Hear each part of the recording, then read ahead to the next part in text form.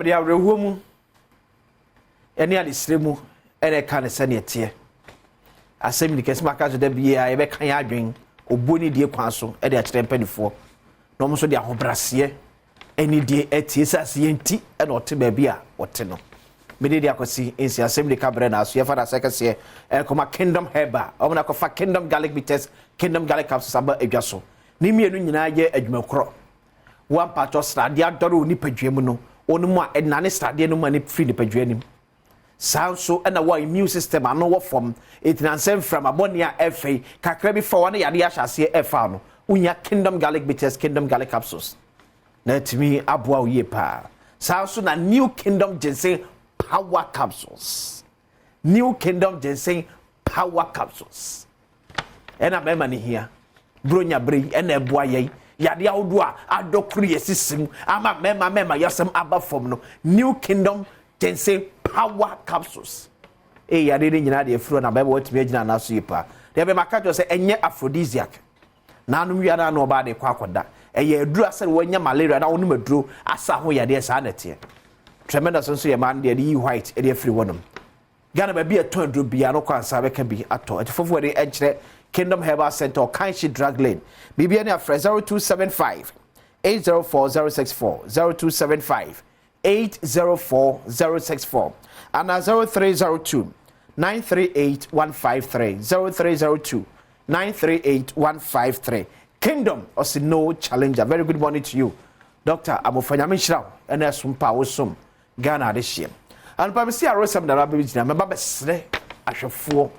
Adofo, Yamoshe Bedjem, especially asemyidika. Yenye biako a unye him na unye yenye dem e wo bi maso no arewo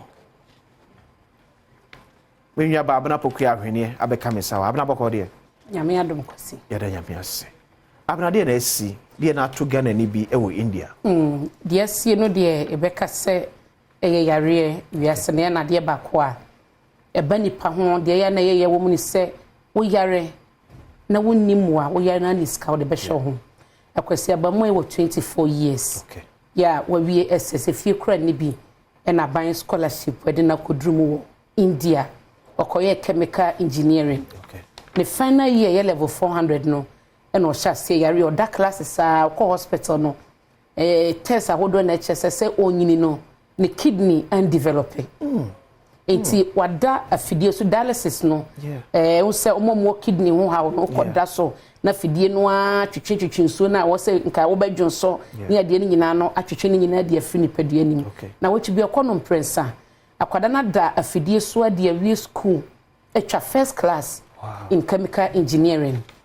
almost scholarship no end in July ama ne colleagues onyo wo ho ni nyina no omu nyina akọ aka ne nko a because of that fidie so ntino ontumi magana agise omma ye kidney transplant ama no okay ni nuan so a wa dedicate so be ordinary de ba ko be ma no e wo Ghana ha te wo se ni nuan no ne busuani free ha koka ne ho e wo India okay na yetumi ye animani mu ya no akoda ne hia transplant ne sa bia na ya ntia sempa se ye beyi obi kidney e de ahye ne de no e de no koye no operation menka no sa nti no se omo be free ha e be ko na operation nyina be ko so awie no hu sika akwasi ye hye eye 240,000 Ghana cedis okay abusua ni bi adomfo ene yedan wom anopai ha de so ka tell asem di kana kenya mode ni but anopai ne eduna se we ni so edikan ye pa ye moa ye nwe sanse ba bi oda no enye ma me koda me adom entwetwe enkomo on Zoom from India and Asem no ka say order Adom, good morning. Adom, what me on me too near dim komo boko de but I now say ya de ya me ase so ye wo eye ana person na otibie mutie no pay there and then one of the days I me ba be dialysis into no hospitals say me no ka say okay Adom na betimi a kire e ba ne say na chance me drew my final year first semester echo end of the semester no and me starting your problems me call class and me da So initially, na me now for the class a bre into na a class na me nanti every time be cry omuti to try me pictures na omo dey sere me.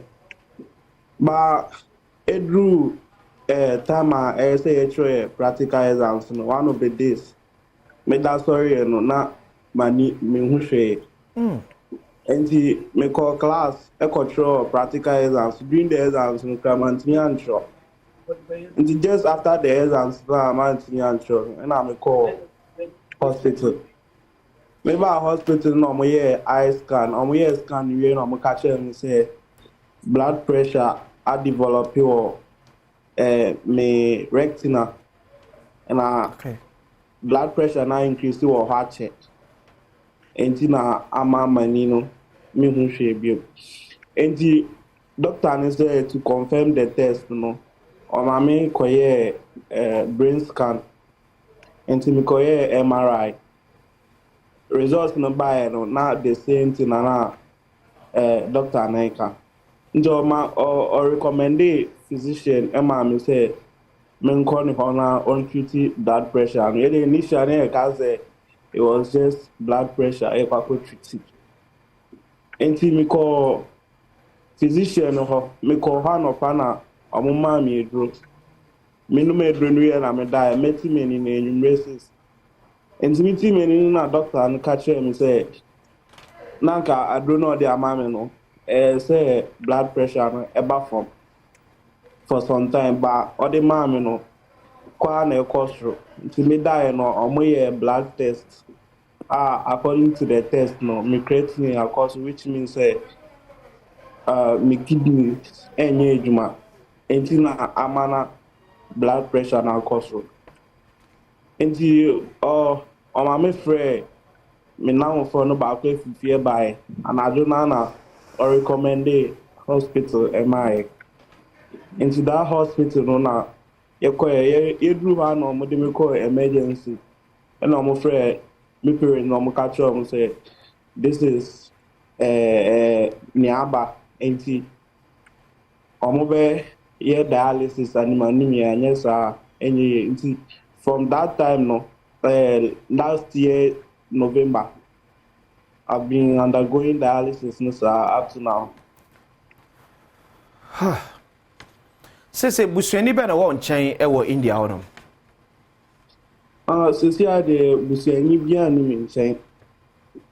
Me nam for na ebi awie na omoto aso wo different school.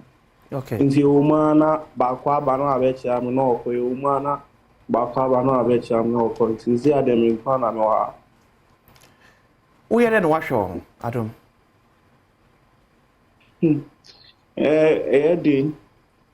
no madam fu bi ho ana wa be eduane kakra ma me no akọ ada want me ama no me brepa ansa na me kra ma timi eduane ana madi na hospital ba no so eto da obe story no na enye kra eno no so ano mi yari asa ansa na makura kan na maba hospital. Adom transfer me ti abna ye better timi aboa ye nwan you know aba okay tum so hwe screen so a abna pokua bebo number no eti ye dey ato screen so babna bo number be na betim dey contribution no akwasi number no 0593 038 769 okay 0593 038 769 okay edin was so no multimedia group limited okay Adom praise na akwasi na sa obetumi ebisa na so da fidie no su bia na ebisa se na den na July ton no ntumi ma Ghana yeah na afidie no so da so aya na ede na ye no na wona abna be banaja unse TV die nche na ebi mo so ye eti number no sabo na ma no so at the screen so die but ebi na wani ma TV ne so utia number no pacho eni abna se number no so be 0593 0593 038 769 enti pacho si die also ye multimedia group limited Adom praise and I'm patch beba ketua bi ebenye bia they support you o say nya say 240,000 it then cover the cost of operations any bushini no be free e de akon mumiamua yenwe mumiamua yenwe na emwede eti Adom what the machine so at say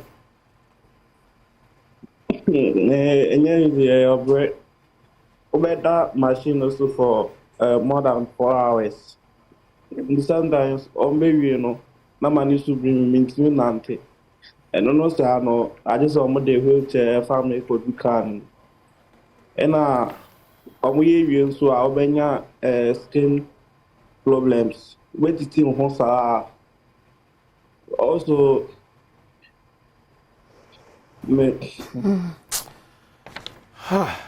Adom kafra